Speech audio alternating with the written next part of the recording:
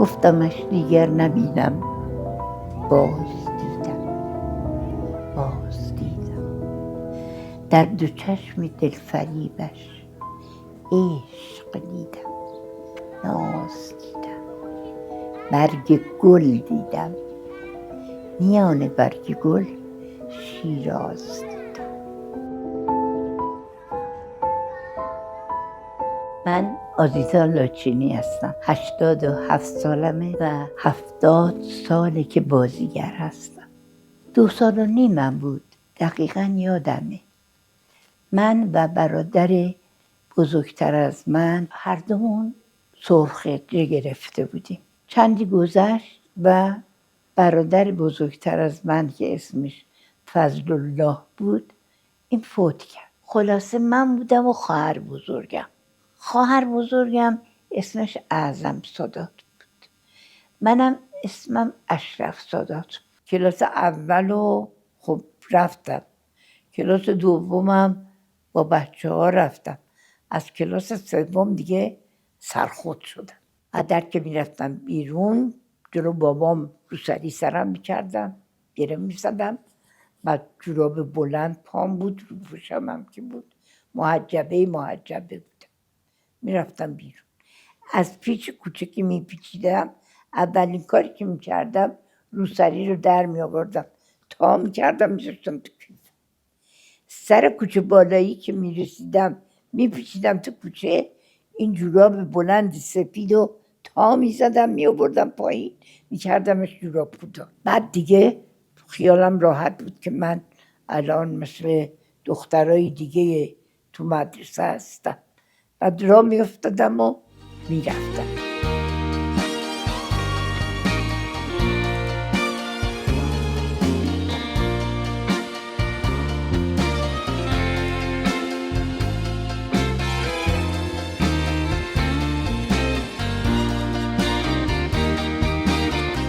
هموم نمره میرفتیم تا نوبت بگیریم، برسه به نوبت ما. باز اونجا هم خواستگارا فراوون بودن. چون من دختری همسن خودم نبودم، من یه سرگردن از سن خودم بزرگتر بودم. خیلی خونمونم می اومدن میرفتن، ولی من نمیرفتم جلو، نشون نمیدادم خودم. یه روز از مدرسه اومدم خونه، کلاس 5 بودم، یعنی 11 سالم هم نشد. مادرم اومد گفتش که اشرف چادر بنداز از سرت، بیا تو این اتاق. گفتم چیه؟ گفت مهمون اومدی. دیدم بله حاج خانوم بود. گفتش که به به به به به، صلوات بر محمد و آل محمد، این گل از در آمد. من همینجور نگاه میکردم، اصلا انگار من اون بچه شیطون پرحرف جوابگوی همه انگار لال شده بودم، اصلا نمیتونستم حرف بزنم. یه چیزی خود به به و چه چه کردن و به مادرم گفتن که با پدرش صحبت کنین، اگه اجازه دادن ما با حاج آقا اینا بیریم. قربون دخترم برم. پس کجا داری میری؟ من نه عروسی میکنم، نه لباس عروس میخوام، نه هیچی دیگه. وا، تا تکلیف من روشن نشه عروسی بی عروسی. آخه چه تکلیفی؟ چه تکلیفی؟ مگه قرار نبود شما بریم با عمو اسدالله صحبت کنی؟ چه حرفا میزنی ها؟ من برم به عمو اسدالله چی بگم؟ اون براتون اتاق درست کرده. حالا یه دندگی رو بذار کنار و بیا لباستو بپوش.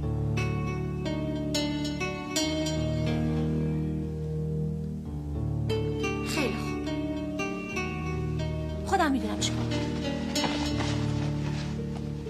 یکی رفتیم محضر رو به ما گفتن امضا کنین، امضا کردیم و برگشتیم خونه و دیگه اینا من ذوق میکردم که طبق طبق رو سر، شکل یه فیلم بود. یعنی مثل این که رفتم تو سینما نشستم دارم یه فیلم میبینم، چون من خیلی دوست داشتم سینما برم. ولی مامانم گفت مادر، یعنی عزیز جونم گفتش که مادر چه فایده داره بری بشینی این دیوار سفید نگاه کنی که یه چیزایی میاد روش میره، این پول اینو خب میدیم یه چیز دیگه میخریم. اینجوری قانعم میکرد که نرم، ولی خب بازم میرفتم. اصلا فکر نمیکردم بابا من احساسم چیه، من چی میخوام بشم. من عاشق خلبانی بودم، عاشق بازیگری بودم، عاشق خوانندگی بودم از بچگی. نکنی یا مواظب خودت باش. باریکن.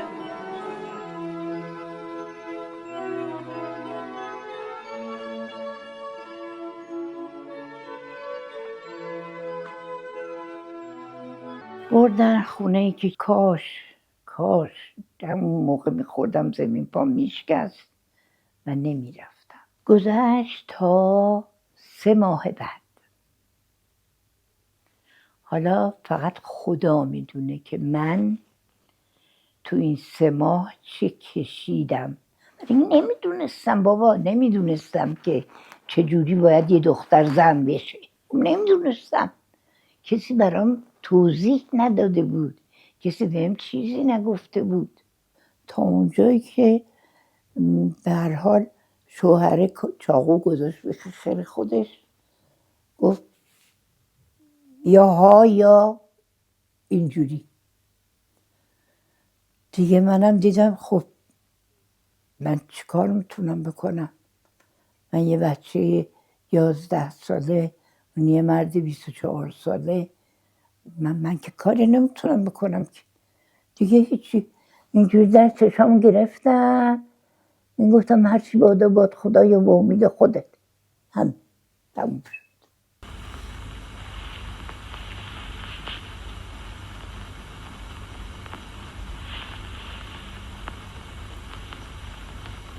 در سرت نده. اینا چون مادر شوهر فوق‌العاده چاق بود، پدر شوهرم همینطور، اینا یه کلفت آورده بودن، کلفت جوون که همه کارا رو باید بکنه. رخت خوابا رو جمع میکردم، اینا چاییشون رو خورده بودن، میومدم میشستم یه لقمه چایی هلو میخوردم، اسباب چایی رو جمع میکردم و میبردم سر جاش میذاشتم و سماور رو نمیدونم اسباب سماور اینا رو میبردم دم حوض و میذاشتم و میشستم و یخ حوض رو میشکستم و با اجازتون، من نجس بودم در ذهن، اینا رو همه رو میذاشتم تو سبد، اینجوری میرفتم از توی اون یخایی که شکسته بودم، سبد اسباب چای رو میبردم تو حوض، 3 دفعه آب میکشیدم، میآوردم میذاشتم رو میزی که بغل حیاتی که دستم هم بهشون نخوره، نجس بودم.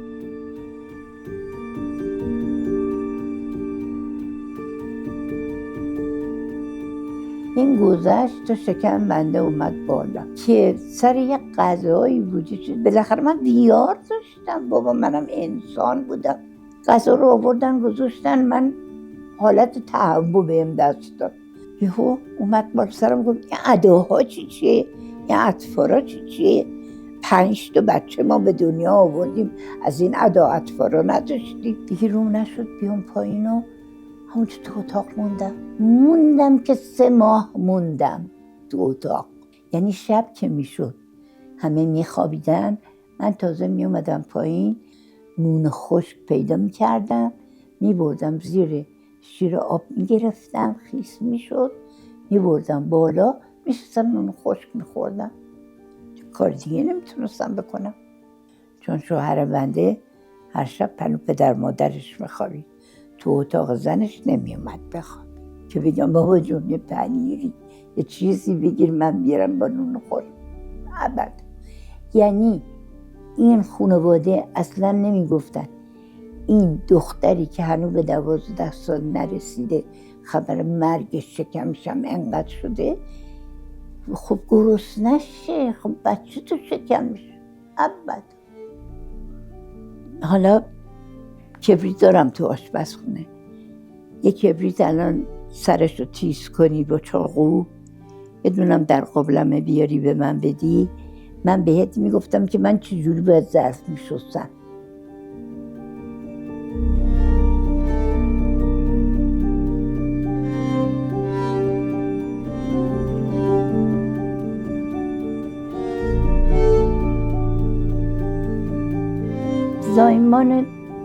زایمان دختره رو بگو. خانم محترم، من دختره که هنوز 13 سالم نشده بود،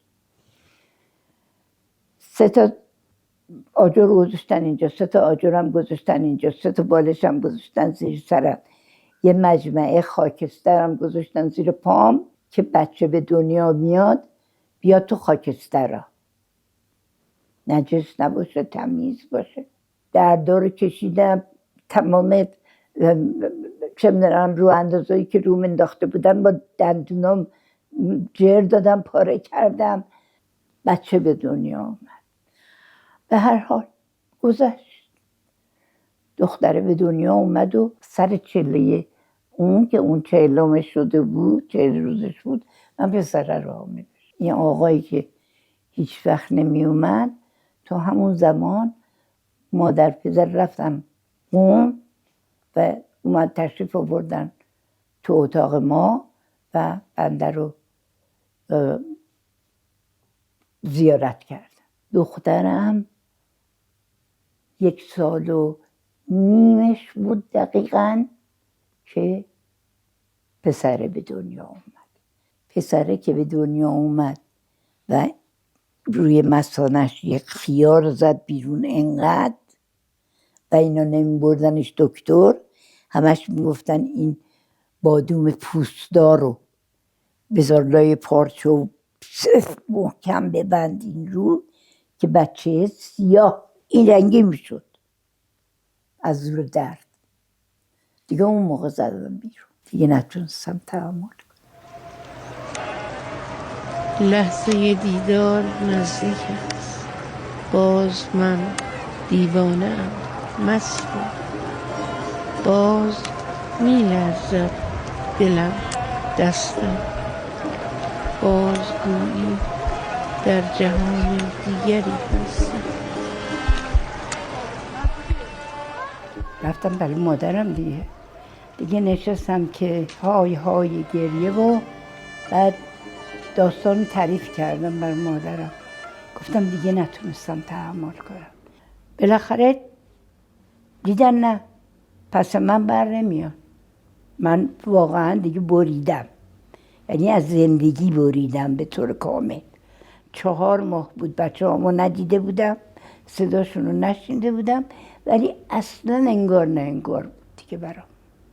جلو رو اونا البته ها، پشت سر اونا بالشایی بود که زیر سرم میذاشتم خیس میشد، عوض میکردم، یکی خیس میشد عوض میکردم، هیچ چاره دیگه ای هم نداشتم. بعد دیگه پیغام فرستادن که تشریف بیارید اون محضر و فلان و بیسار و اینا. گفتیم باش. در همین وضع و حال که ما میرفتیم میومدیم و این حرفا، پسرم مرد این وسط. پسرم مرد و خبر دادن به من که حبیب مرد، که خب دیگه من خودم فقط باید براش عزاداری میکردم، کسی دیگه نبود.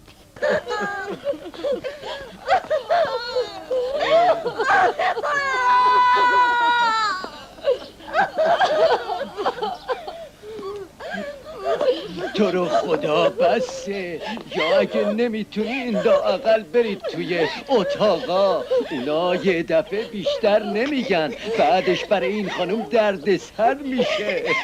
چشم، اونا گریه نمی کنم، اما تو رو خدا به آقا حرفی نزنی. مگه داداش بچه از خانم؟ گفتم اگر اجازه بدی پدر جون، من برم 5مو گرفتم، 6مو بگیرم که اقلا ابتدایی رو داشته باشم. گفت باشه پاشو با مادرت برو یه کلاس خوب پیدا کن بعد بریم. 6مو از اونجا گرفتم و بعد به سلامتی اومدم خونه و به پدرم گفتم که آقا جون به من اجازه بدین حالا که ششمم گرفتم با این نمرات عالی، خب برم شروع کنم به هفتم. اومدیم بریم کلاس هفتم، بعد گفتن که برای انگلیسی ما معلم نداریم، بعد برید خودتون یه آموزشگاه خوب پیدا کنین که انگلیسی درس بدن، اونجا انگلیسیتون رو بخونین، بعدن بیاین امتحان بدین که ببینیم قبولین یا نه. گفتیم چشم.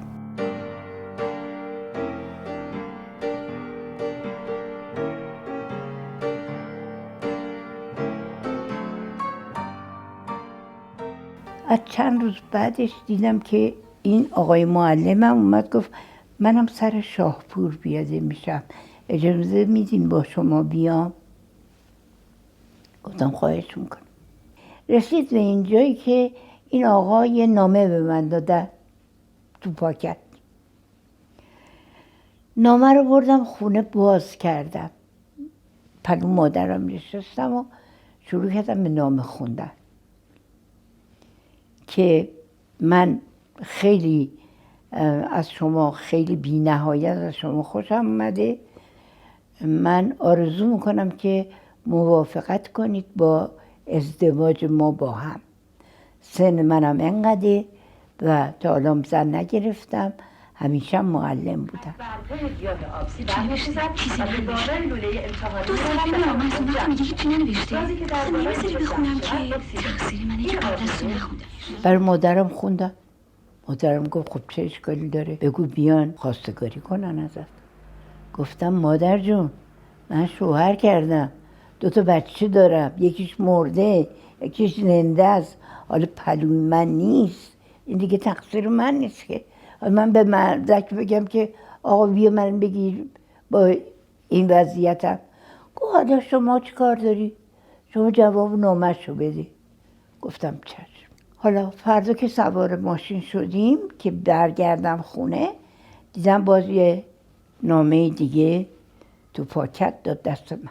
خوندم برای مادرم و نوشته بود که اگر شما 100 بچه داشته باشین، نمیدونم چند تا شوهر کرده باشین، برای من فرق نمیکنه. من عاشق شما هستم، نه به بچه کار دارم نه به شوهر. خواستگارا اومدن، بابام اون بالا پشت پنجره همه رو قشنگ نگاه کرده بود. اونا البته همه سر باز بودن، چادر و روسری و اینا نداشتم. بعد من گفتم خب مهم نیست، والا ما اینیم اونا اینجوری هم دیگه، کاری نمیشه کرد. نمیتونم بگم که دوستش داشتم، ولی میتونم بگم که میخواستم از خونه پدرم درم. خیلی راحت. مبارک باشه. فقط امیدوارم مثل مادر سنت همیشه ثابت فرخ شامل حواست جمع باشه. همسر آینده تو تا این لحظه 18 سالش حتما یادم میمونه. حالا بگو چجوری اسم من عوض شد. اسم خواهر لاشینی دلورت بود. اصلا با اشرف‌زاده جور در میاد. این بود که با هم دست به یکی کردن و اسم من رو گذاشتن واسه. خب من زیاد با آقای لاچینی بیرون میرفتیم، توی مجموعه ها میرفتیم، توی نمیدونم جشنایی که اتفاق میافتاد میرفتیم. منو یه جا این پسرای ثابت پاسال دیده بودن با آقای لاچینی. یه روز تلفن زدن به ما که تشریف بیارید تلویزیون، میخوایم با شما صحبت کنیم. رفتیم و صحبت کردیم و اینا. هر دو، هم آقای ثابت پاسال هم خانومش، موافق شدید، پسراش هم همینطور دوتاییشون، که من برم اونجا و گویندش. منم که مثل نمیدونم فندکی میزنن روشن میشه، اونطوری جرقه میزدم یهو. همه رو عین فیلم سینمایی که جلو چشم آدم بیاد بره اصلا دیدم. گفتم باشه میام.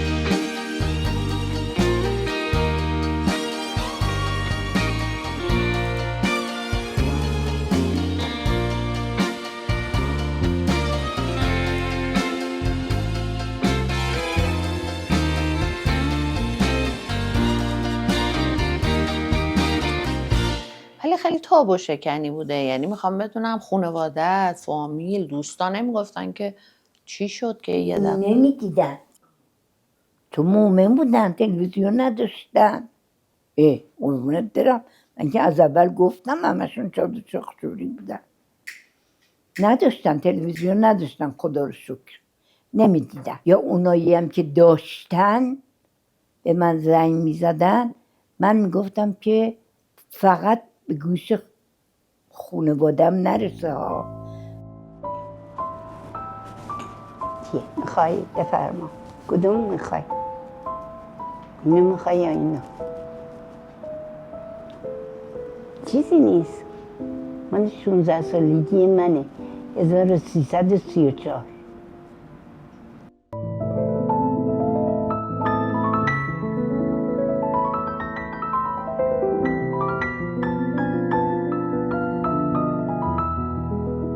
ما مشغول تئاتر شدیم در گربه روی شیروانی داغ. من اون زنبردره رو بازی میکردم که بچه دار میشد و 2 تا بچه داشت و بعدم حامله بود. من اونو بازی میکردم. 1 ماه خورده بازی کردیم.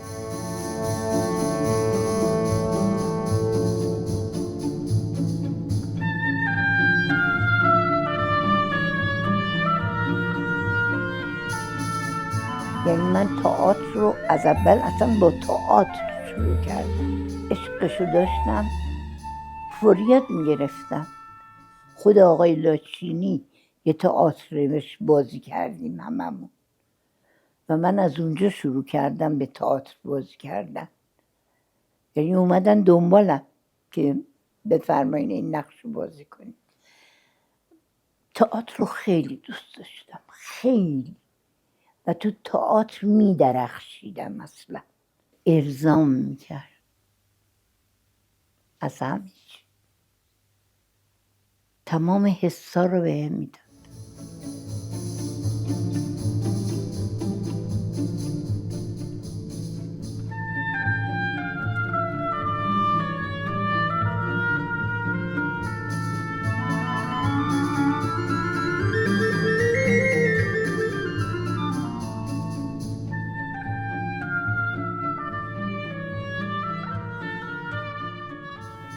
جناب آقای وحدت وقت گرفتن که بیان خونه ما.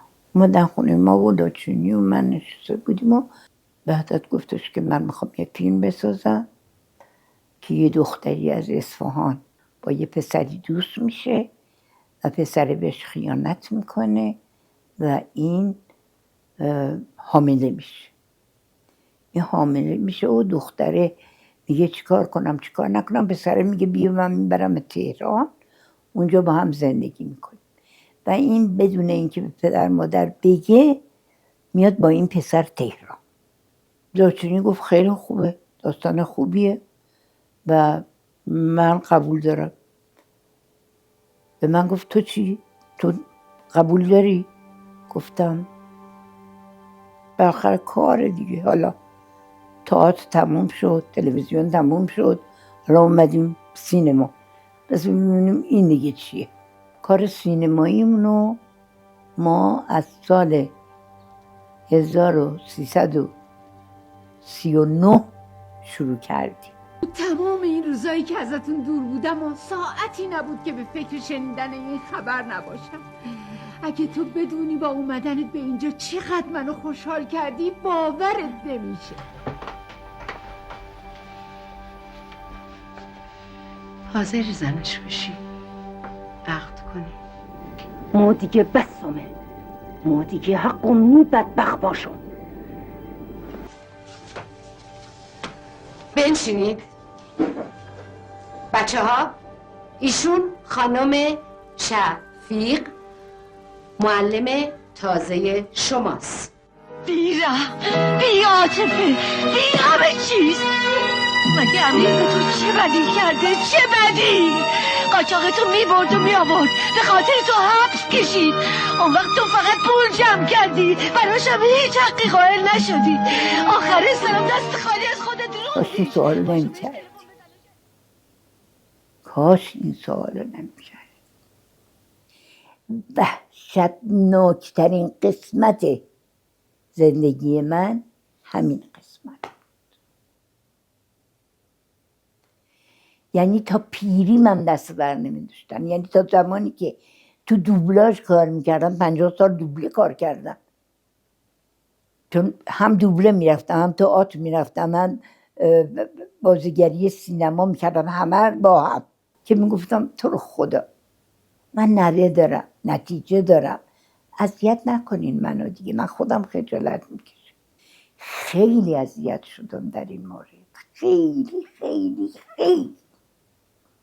هنر اصلا نمیفهمیدن هنر یعنی چی، فقط میفهمیدن این جسمی که هست چقدر خوشگله، چقدر خوش هیکله، چقدر پاهاش قشنگه، چقدر دستاش قشنگه. همین. نمیدیدن که این داره تئاتر بازی میکنه، الان تو نقش که داره بازی میکنه آیا موفق یا نیست. متاسفم آقا خانم کسی رو نمیپذیره. خودشون بهتون گفتن؟ تو الیزابت هستی درسته؟ اسم من از کجا میدونی؟ من خیلی چیزا راجع به این خونه میدونم. خانمو دوست داری و میدونم میخوای کمکش کنی، فرصت از این بهتر؟ من دوستشون هستم، پس بذار برم بالا ببینمشون. نه جرئت نمیکنم آقا، باور کنی من نمیتونم اجازه مادرم بله، مادرم که فداش بشم عزیز جونم میومد خونه میشست و بچه ها میرسید، با اینکه من همیشه یکی تو خونم بود. ولی پدرم اون اوائل که اصلا نمیذاشتم بفهمه، فقط پدرم فهمیده بود که من چادر سرم نمیکنم. بعد وقتی تو بیمارستان بود که 3 روز بعدشم فوت کرد، من که رفتم دیدنش، مهدیم حامله بودم، اینجوری بود شکمم.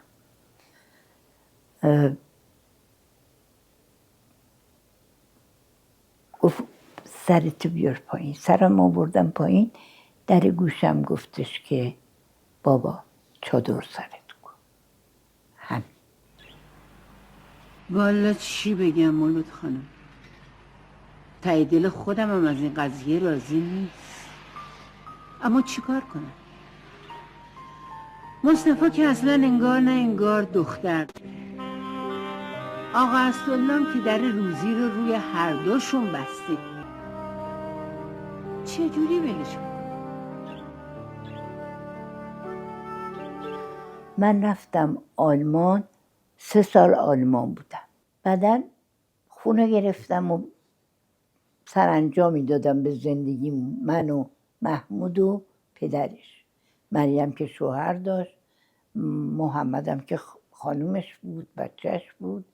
تا وقتی که مادرم نامه نوشت، یعنی مادرم که سواد نداشت، یعنی دوست مریم همیشه نامه می نوشت برای مریم، یه نامه نوشته بود برای من که خانم لاچینی مادرت خیلی ناراحته، میگه تو بد سنی منو ول کردی رفتی، من الان 82 سالمه، تو منو ول کردی رفتی. من این نامه که خوندم خیلی حالم بد شد. خیلی داره طولش میده، اصلا به فکر ما نیست. اون کاری به کار تو نداره شوجی، پس درست نیست که اینطوری حرف بزنی. آخه اینطوری تو تنهایی مادر. اوشین خیلی به اونا مدیونه، باید بمونه کمکشون کنه، نمیتونه تنهاشون بذاره که، ولی حتما زود برمیگرده. بقیهشو بخون، قراره اونجا کار کنه. معلومه تو ساکاتا چه خبر شده؟ دیگه زندگی رو شروع کردیم تو ایران.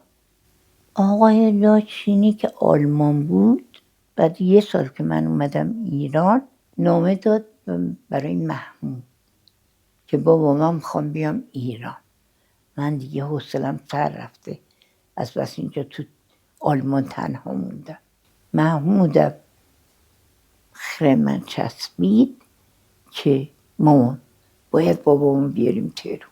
بعد از اینکه اومد، یه روز توی اتاق خوابیده بود تو سالن، تو خواب سکته کرد، رفت به همین راحتی.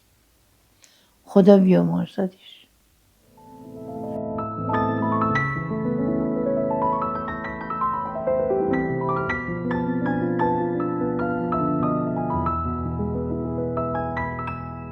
و اما قصه بهجت، برسیم به آقا بهجت. 2 تا با هم فیلم بازی کردیم. یه فیلم تموم شد و رسید به فیلم دومی. دوباره از من خواهش کردن بیا بازی کن.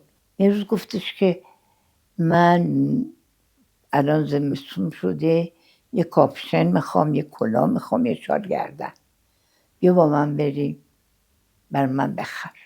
گفتم باش. راه افتادیم و رفتیم تو خیابون و دیدم به تاکسیه میگه برو تو این خیابون. دیدم دم یه پله نگه داشت، گفت بیا بریم بالا. گفتم چه خبره این بالا؟ گفت همین کاپشن اینه که میخوای این بالا داره. دیدم اینجا محضره. گفتم شما تو محضر چی کار داری؟ گفت بیا بهت میگم. رفتیم تو محضر. گفتش خب بشین رو صندلی. من نشستم، خودشم نشست. دیدم آخونده اومده داره صیغه عقد میخونه. گفتم آقای بهجت محمدی این چه کاریه؟ گفت چی؟ مگه عاشق شدن گناهه؟ من عاشقتم، من سالیان سال عاشقتم. گفتم دیگه با هم ازدواج کنیم. گفتم چرا از من نپرسیدی؟ گفت حالا که چی؟ الان داره عقد میکنه، میخوای یا نمیخوای؟ یه فکر کردم دیدم خب اون که بابا نداره، اینم که زن نداره، خیلی خوب اقلا بیادش بابای اون. به مریم گفتم خوشحال شد، به مهدی گفتم خوشحال شد، به محمد گفتم، همهشون خوشحال شده چون همهشون بهجت رو دوست داشتن، خیلی هم دوست. خدا بیامرزدش. اومد و همچین تا اومدیم بگیم الف بهش کجاست، آقا سرطانش عود کرد. 7 سال بود سرطان داشت.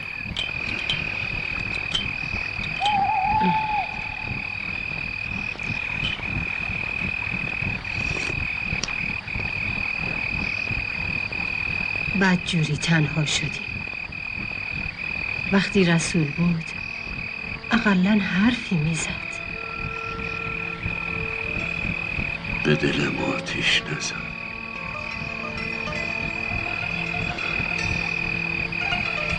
اگر رسول رو با اون روز نمینداختم حالا پشت به پشت هم میدادیم و جلوی اونا رو میگرفتیم. بله یه عاشق شده بودم. بچه های من یعنی مریم که میخواست از آلمان بیاد ایران، این تمام خونه رو میکرد گل مریم. یعنی شما تو آشپزخونه میرفتی، تو توالت میرفتی، گل مریم بود و بوی مریم. نمیدونی چه میکرد. ولی اون 2 سال بال داشتی، 2 سال زندگی کردی. بعد 2 سال و نیم سر عشق رو فهمیدی. بازم نیمه کاره، بازم عشق نمیکنه. خب شانس هم بود دیگه، کارش نمیتونستم. غذا برس فاطمه جان. گلکن داری میری؟ آره تو بمون پیش برادرت. هرچی تو بگی، اما بگو ببینم چی شده. چیزی نیست. اگه میخوای بری کلبه خب بذار منم بیام. گفتم که بمون، جنگل ناامنه.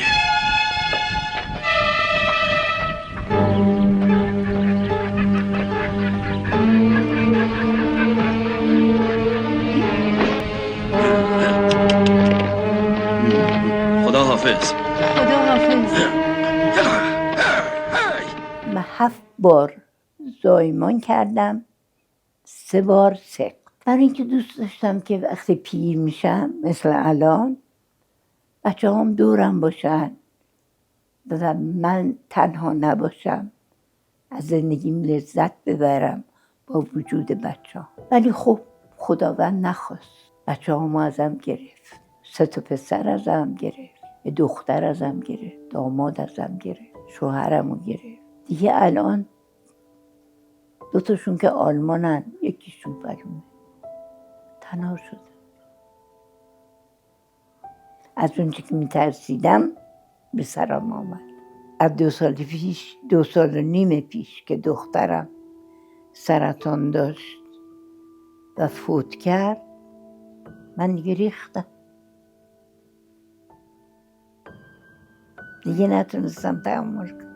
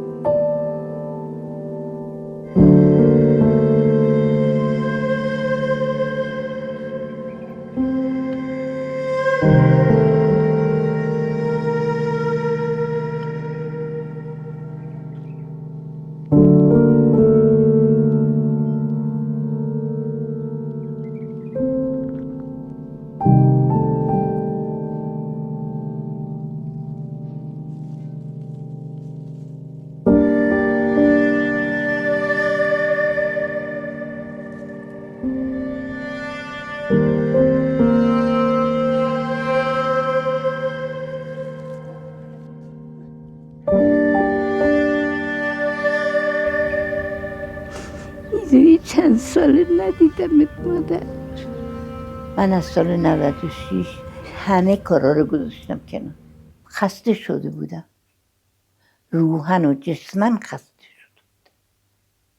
دیگه نه دوبله رفتم، نه تئاتر رفتم، نه سینما رفتم. هیچ. بدنم دیگه نمیکشه. و آدم باید خودش بفهمه دیگه. من الان خب کمرم خیلی درد میکنه، پاهام خیلی درد میکنه، در اثر کار زیاد، در اثر بچه به دنیا آوردن زیاد. به هر حال چیزایی تو زندگی باعث میشه که آدم خیلی لطمه بخوره. از لحاظ جسمی و روحی فرق نمیکنه. ولی خب چه باید کرد؟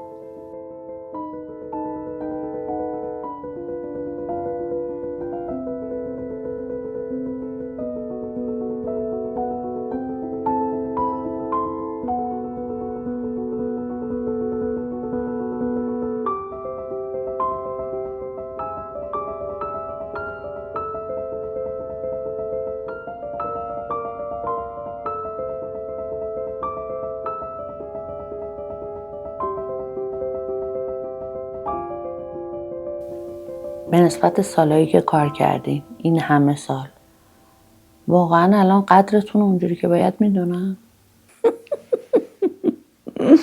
منو نخندون تو رو خدا.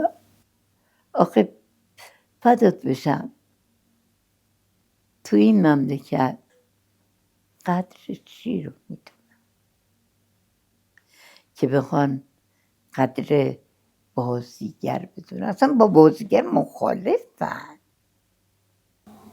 شاید نخواین این سوالو بکنم، ولی من میکنم میتونین جواب ندی. الان حقوق بازنشستگیتون پول داروهاتون میشه؟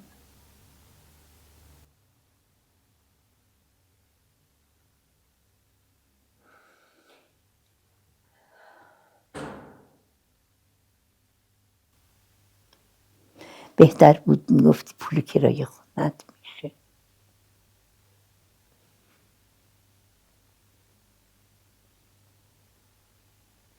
بعد 70 سال بازیگری من هنوز یک خونه ندارم.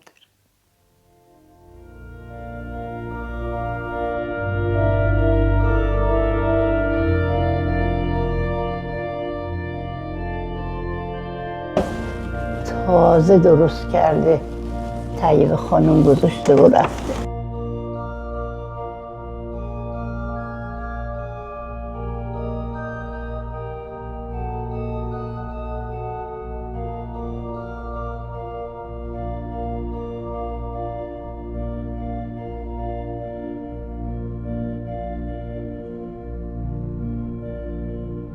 دو تا صبح ناشتا خوردم، اینم 6 تا برای الان، بعد 3 تا برای بعد از غذا، 4 تا اوائل شب 2 تا آخر شب. این همه سال، این همه بازی، این همه گرفتاری، همه اینا رو ول کن. فقط بگو یه بچه 6 ماهه، یه پسر 27 ساله، یه پسر 40 و چند ساله، یه دختر 70 ساله، 2 تا شوهر از دست دادی. اینا رو بگو چه کشیدی. بقیه زندگی اصلا مهم نیست. هنوزم با 88 سالگی رو پام دارم راه میرم. خدا رو شکر میکنم. و زندگی من میگه چی میخوام از زندگی. سلام. ماهت چشمین سیاهت قربونتون برم. چه خبر؟ خوبی شما؟ قوت بدن من شماهای. یا مثلا یه توی انجمن پیشکسوتان وقتی یه جشن میگیرن، وقتی میرم اونجا، وقتی دوستان قدیمی رو میبینم، خب این به من قدرت میده. قوی بودم، تسلیم بودم، مقاومت کردم، ولی نباختم.